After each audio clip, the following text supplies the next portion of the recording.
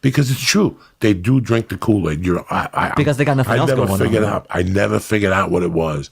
You know that one of my friends worked at CAA, that me and him walked into Havana Chubbuck together in 1999. We stayed friends till about 2000, 2001 maybe. And then James Coburn, on a stupid $100 a day movie, goes, you quit acting class. Right? I was doing Arliss. Oh, shit. And I had the whole 2 days with him. And I said, do you think acting class really helps me? He goes, you have natural instincts. Quit right now. I mean, talking about the best thing that I told you. But then your agents are like, oh, maybe you're not getting auditions because you're not in acting class. So I went to the Cult on La Brea. Uh-huh. Jewish chick, pretty cute. She looks like Tina Fey, kind of, sort of.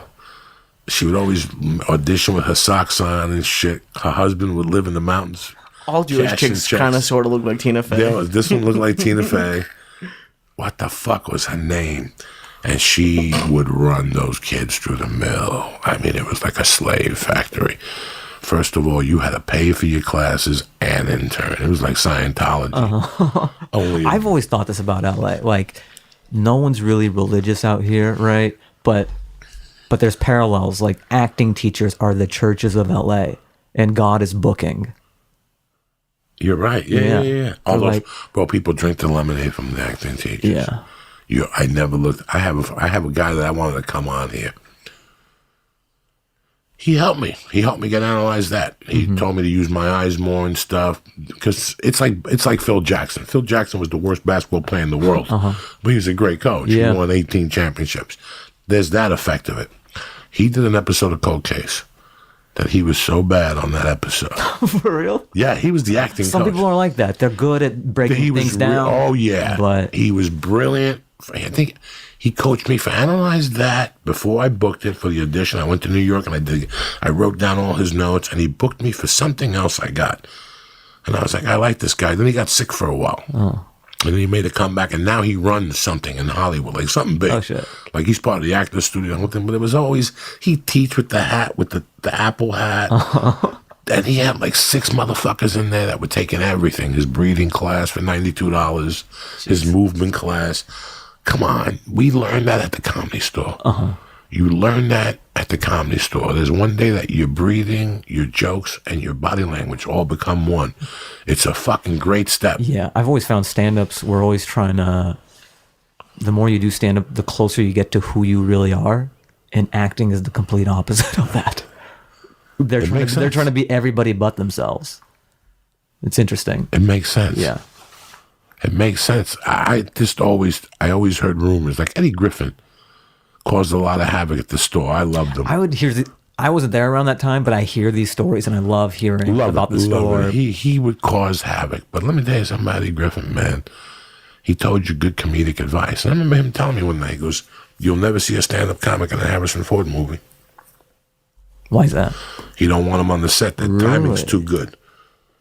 He goes, there's a lot of actors that won't work opposite a stand-up comic because their timing's too fucking good. Our timing's deadly.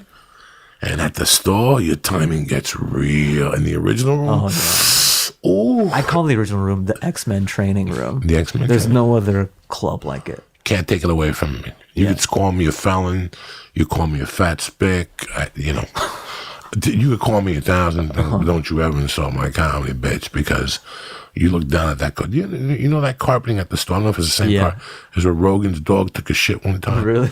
On stage, the dog was going crazy in the car, so Rogan brought the dog on Rogan stage. was like Eliza for a little bit, just bringing the dog all the time? No. He would bring, like, every once in a while, he was single, he was young, he had this pit bull. He said, let me take him for a ride.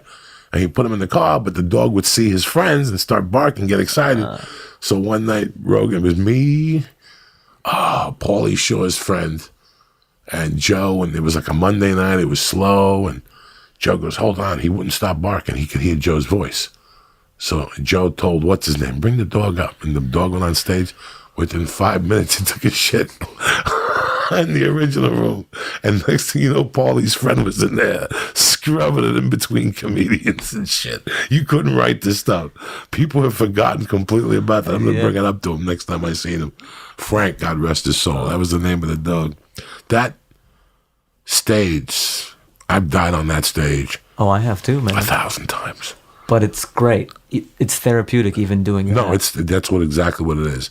There's nothing like, and we repeat this constantly, coming home from a weekend in Charlotte, we just destroyed. Yeah. You destroyed. People were taking pictures with you, and you walk into that original room with a little bit of ego. Yeah. And all of a sudden, the fucking curtains falling on you. That drive home is miserable.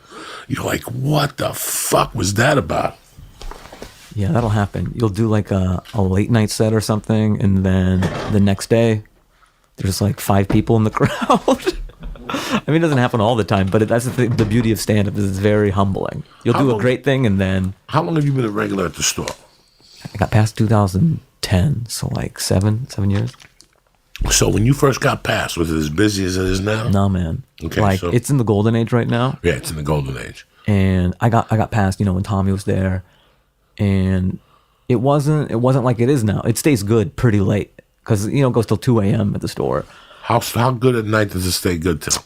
What, now? How's the midnight spots? They're still pretty good, man. No shit. Yeah, I remember when I would get, like, midnight or later. Yeah, and it would just be... Even 11:30 would be slim pickings back in the day.